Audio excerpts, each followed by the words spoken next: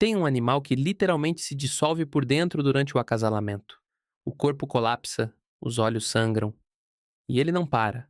Isso não é ficção científica, não é um experimento de laboratório, é um marsupial do tamanho de um camundongo que vive nas florestas da Austrália e que foi programado pela evolução para morrer da forma mais violenta que você consegue imaginar. O nome dele é Antechinus, e a história dele vai te fazer repensar o que você entende sobre vida, morte e a coisa que chamamos de instinto. Mas ele não está sozinho. Existe uma fêmea de polvo que devora o macho vivo enquanto ainda estão acasalando. Existe uma abelha cujo aparelho reprodutivo literalmente explode no momento do clímax. Existe um salmão que para de comer, para de dormir, tem os dentes caindo, a pele apodrecendo e continua nadando em direção à morte como se fosse a única coisa que importasse. O que esses animais têm em comum?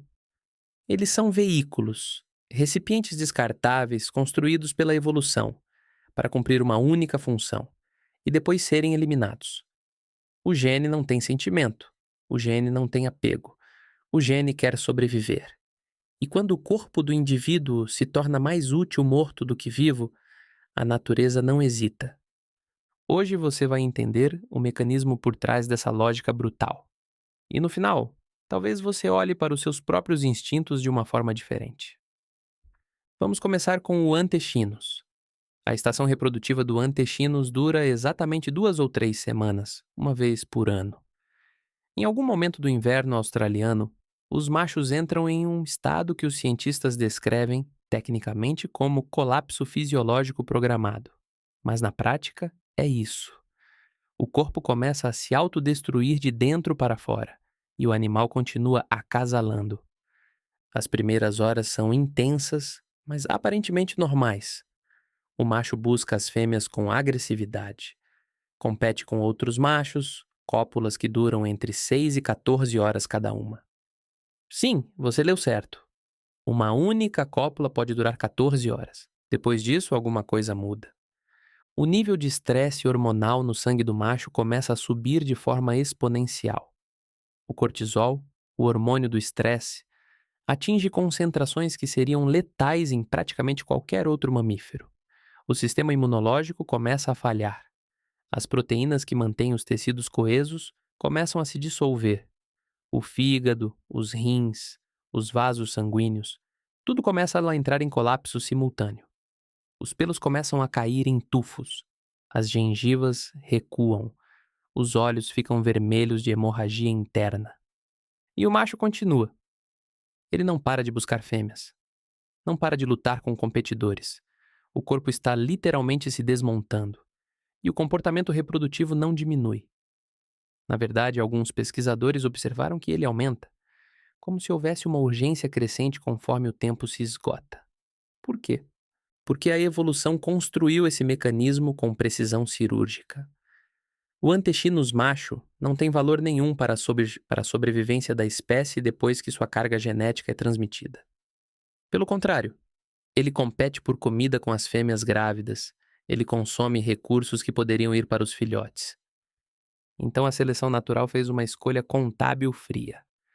Ao invés de um macho que sobrevive, mas transmite uma quantidade moderada de genes, ela favoreceu o macho que morre, mas que durante aquelas 2 semanas insemina o maior número possível de fêmeas. O colapso hormonal que mata o animal é o mesmo mecanismo que turbina sua capacidade reprodutiva.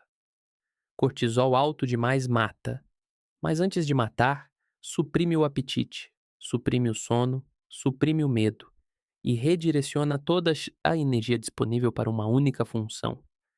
O Antequinos não morre apesar do acasalamento. Ele morre por causa do acasalamento. E a distinção importa.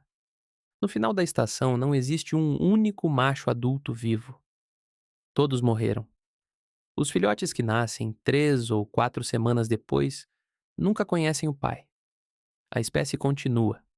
E os genes que codificaram esse comportamento suicida são passados adiante geração após geração porque eles funcionam. Agora vamos falar sobre uma história de amor que termina em canibalismo. O polvo fêmea é um dos animais mais inteligentes do oceano. Ela consegue abrir potes, resolver labirintos, usar ferramentas, reconhecer rostos humanos. Mas quando chega a hora de se reproduzir, algo acontece que parece contraditório com toda essa sofisticação cognitiva. Ela come o macho, às vezes durante o acasalamento, às vezes logo depois. Em algumas espécies, como o polvo gigante do Pacífico, o processo é especialmente perturbador.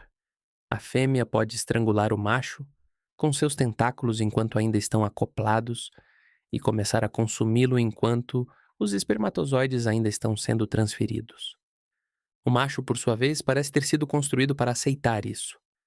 Em algumas espécies de polvo, os machos desenvolveram um comportamento chamado de acasalamento à distância.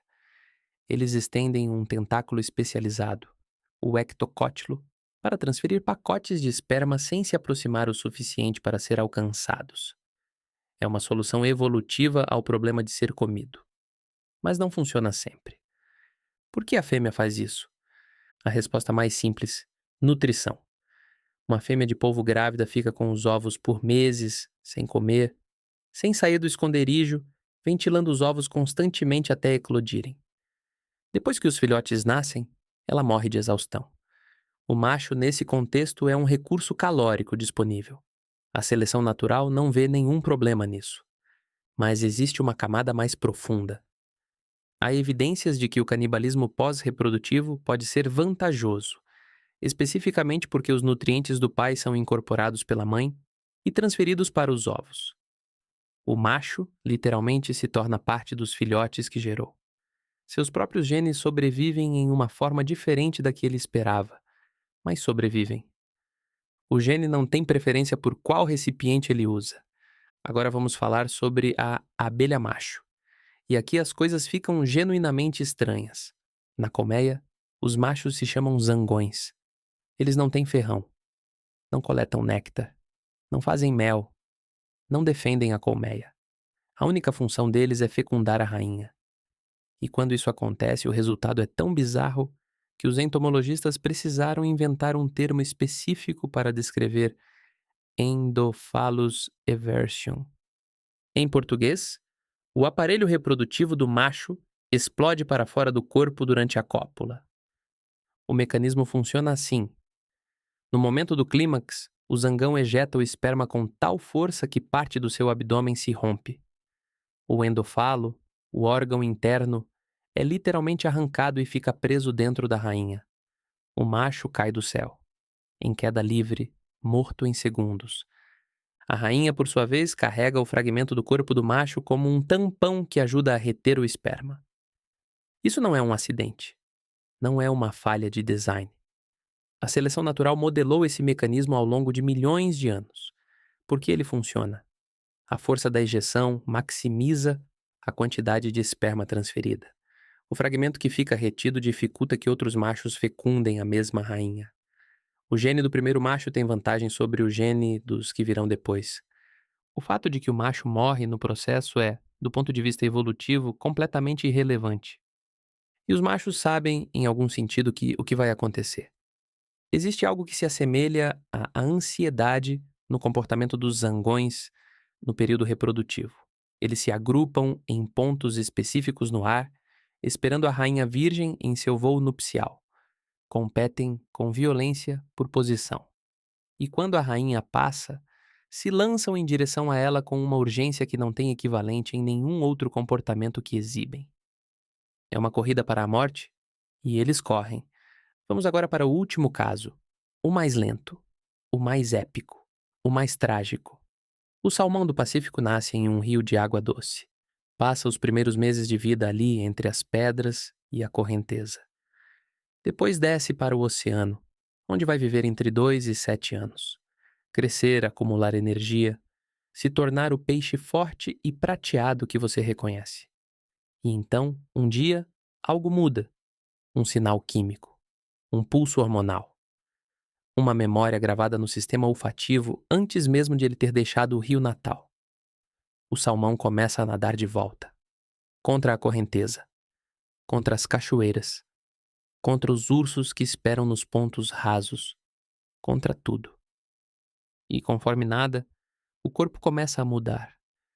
A pele perde o tom prateado e assume cores intensas, vermelhos, laranjas, manchas escuras.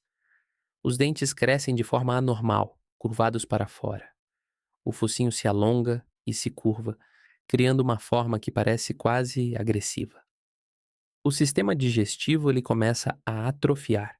O salmão literalmente para de conseguir se alimentar durante a migração. O corpo está sendo desmontado e remontado para um único propósito. Quando finalmente chega ao local exato onde nasceu, e eles chegam, guiados por aquele mapa olfativo gravado décadas antes, o salmão desova. As fêmeas cavam buracos no leito do rio com a cauda.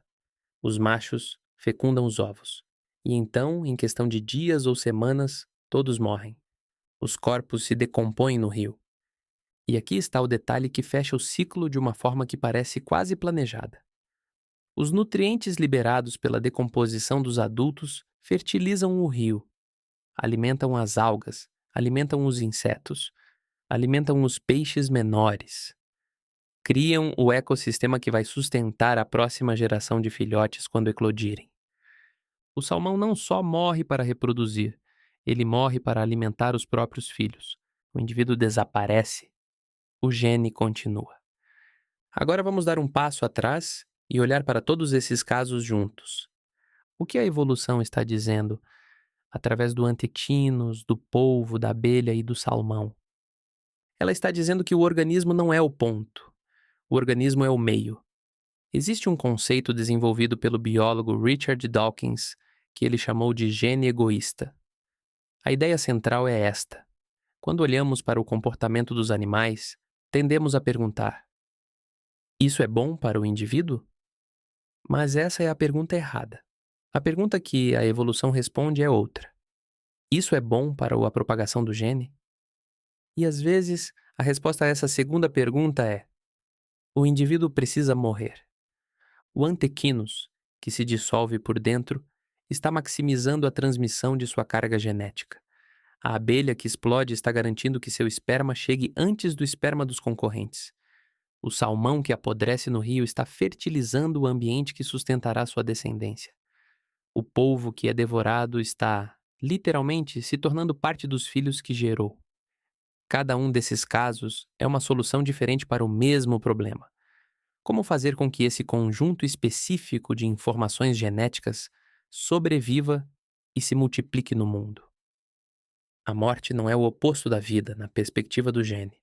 A morte é, às vezes, a estratégia. E isso nos leva a uma pergunta que você provavelmente já está pensando. E os humanos? Nós não explodimos durante o sexo, não somos devorados por parceiras, não morremos imediatamente após nos reproduzir. Mas seria ingênuo pensar que estamos completamente fora dessa lógica. Os hormônios que governam o comportamento reprodutivo humano, testosterona, oxitocina, dopamina, não foram desenhados pelo raciocínio consciente. Foram moldados por milhões de anos de seleção. Quando você sente atração, quando você age impulsivamente em contextos reprodutivos, quando você arrisca rejeição ou humilhação em busca de um parceiro, há um mecanismo antigo operando por baixo do que você chama de escolha. Isso não significa que somos escravos dos genes. Significa que entender o mecanismo é o primeiro passo para não ser controlado por ele sem perceber. O antequinus não tem escolha. A abelha não tem escolha. O salmão não tem escolha.